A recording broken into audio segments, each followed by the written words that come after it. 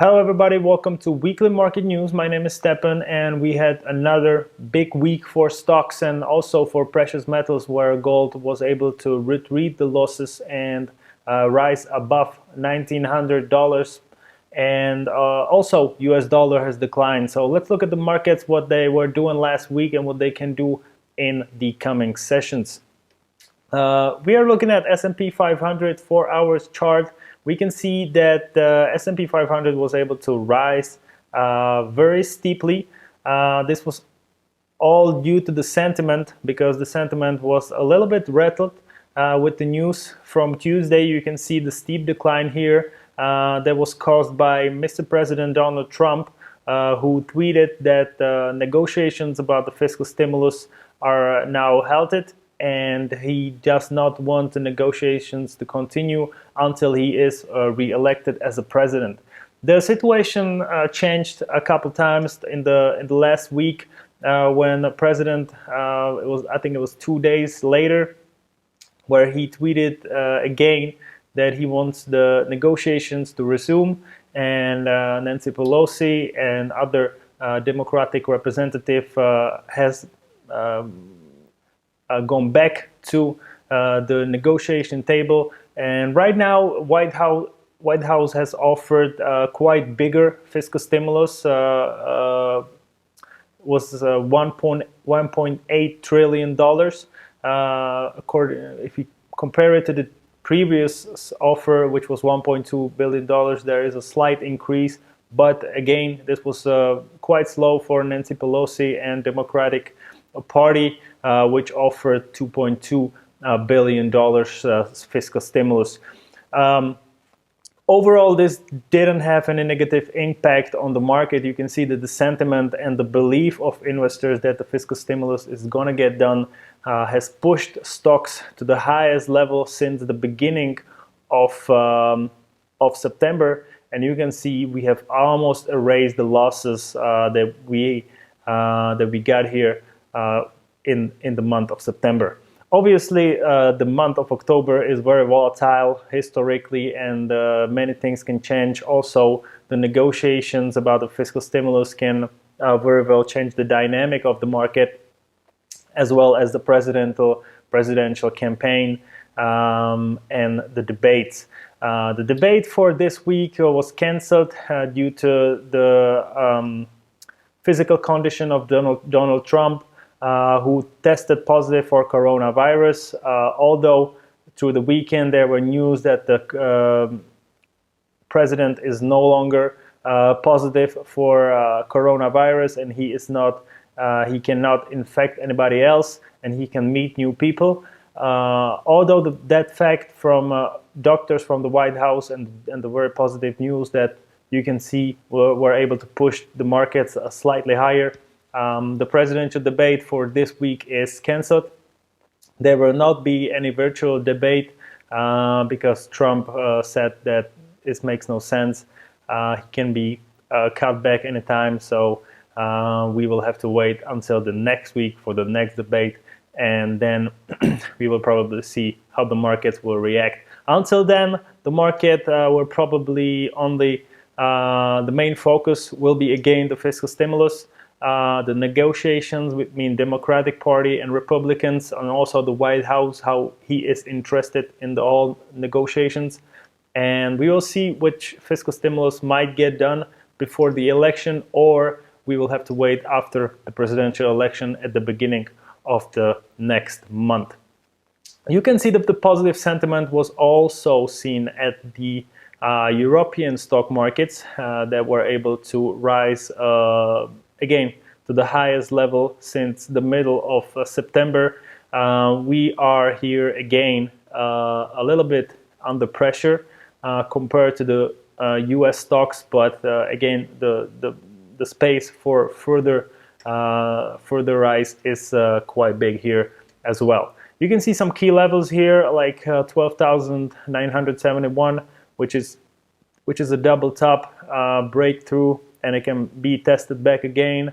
Here is 12,824, which is again a key level from smaller time frames, or you can see this in quite good level. This is one down one bottom, double bottom, breakthrough, consolidation, and then break above, so rise. So if the market will come back down to this level, again, you can expect some pretty big moves and maybe some possible reactions. Also, we have not tested this high from September, so we have to wait for this as well, and we'll see how the overall sentiment will be affecting the markets this week. Also, if we're going to talk about stocks and we can end this chapter, we have to talk about earnings. We have this week beginning of the earnings session for quarter 3. As usually, we will start with the big banks. JP Morgan Chase is scheduled to release the statement on Tuesday.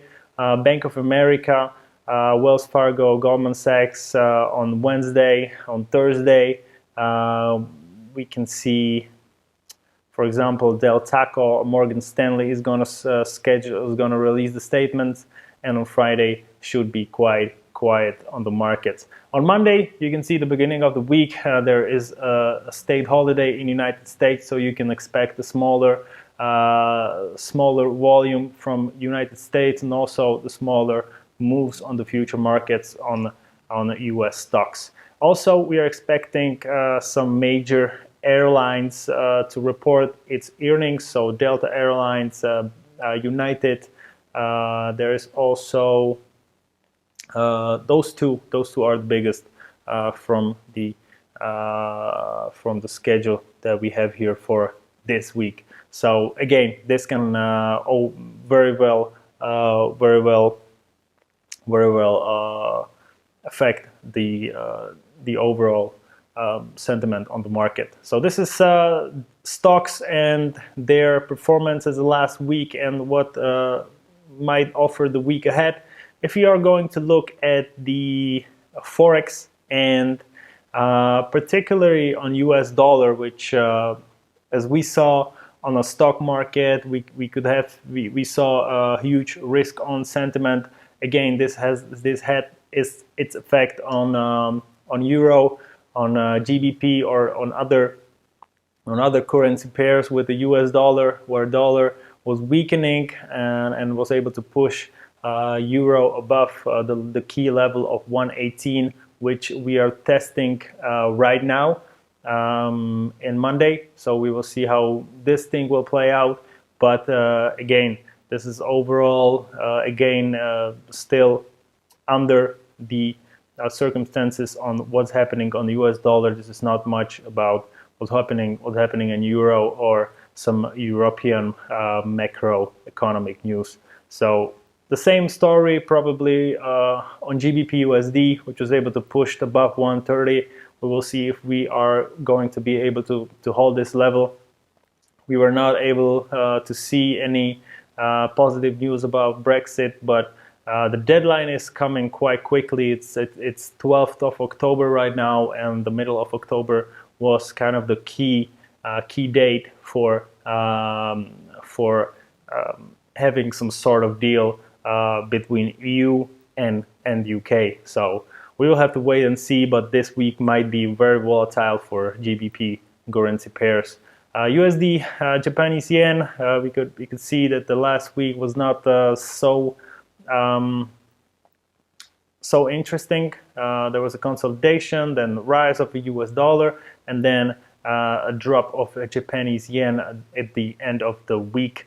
And today we kind of hold the current levels and are not moving anything further. If you are going to look at the commodities and especially on the oil, last week was very positive. We can see that 1 day time frame. Let's look at 4 hour. You can see that we were able to retreat from $37 a barrel to above $40. We did not close above $41, but the overall positive sentiment brought back by positive news from supply and demand is being something that is able to push oil a little bit higher, but at the end of the week and also at the beginning of this week, it's only confirmed that we are probably not gonna leave this let's say price range between $41-$38 a barrel, which where the price may consolidate a little bit and might range. I do not expect any big moves, mainly because there is no huge fundament from supply side, also from demand side, as the coronavirus are surging across Europe. This is going to have a huge impact on demand. We might see more and more restrictions from governments, which will again affect the demand. On the supply side, we saw some shortage from Norway, also rising prices for Saudi oil from Saudi Aramco for Asian buyers. So this was again something that Saudi Aramco is expecting the demand to get better in the Asia.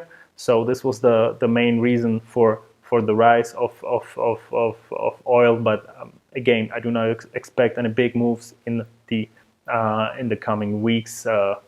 But we will probably stay around $40 a barrel. And the last thing but not least, I promised we are going to look at precious metals. So here is gold, which was able to take advantage of weak dollar and was able to rise above $1,900. Right now, you can see this huge consolidation, a multi-week consolidation that was here held since the beginning of August, and we're probably going to have a big problem to break this level. We can break it if we do break it, which would be directed by US dollar, which is the main force of moves on precious metals in the recent months. We can expect more gains on gold, but again, the story is the same here. Surging coronavirus cases might affect the demand for gold, but the main role will be played by US dollar here. And if the dollar will appreciate or decrease, we will have to wait and see. But for gold, it's probably the same story like oil. Not much has changed here, and we probably do not expect any huge moves above $1,900 or $2,000 a barrel, $2,000, or maybe we can move even below those levels, but this will mainly be like I said. So mainly be due to the fact of US dollar and how US dollar is performing. So this was the market news for this week and how the markets reacted. We can look quickly at the macroeconomic news for this week. For Monday, we will start very weekly, so we do not expect any big macroeconomic news. On Tuesday, we have a data from job market from UK, also a ZEF economic sentiment indicator from Germany, and for the rest of the day we have inflation, so CPI from US. This is something that can very well affect the US currency pairs or the US stocks. Also on Wednesday we have ECB speech of Christine Lagarde. For the rest of the day, not much. 15th of October we start the EU Leaders Summit, where we should already have the EU-UK agreement. We will have to wait and see how this thing will play out. For the rest of the day, not really much. You have a stock change of oil in US, And on Friday, again, the Leaders Summit of EU and inflation from Eurozone and retail sales from USA for the rest of the day, only secondary data. So this will be it. Thank you for looking at this video. Hope you guys enjoyed. If you have any questions, leave it down at the comment below the video on YouTube, and I see you next time.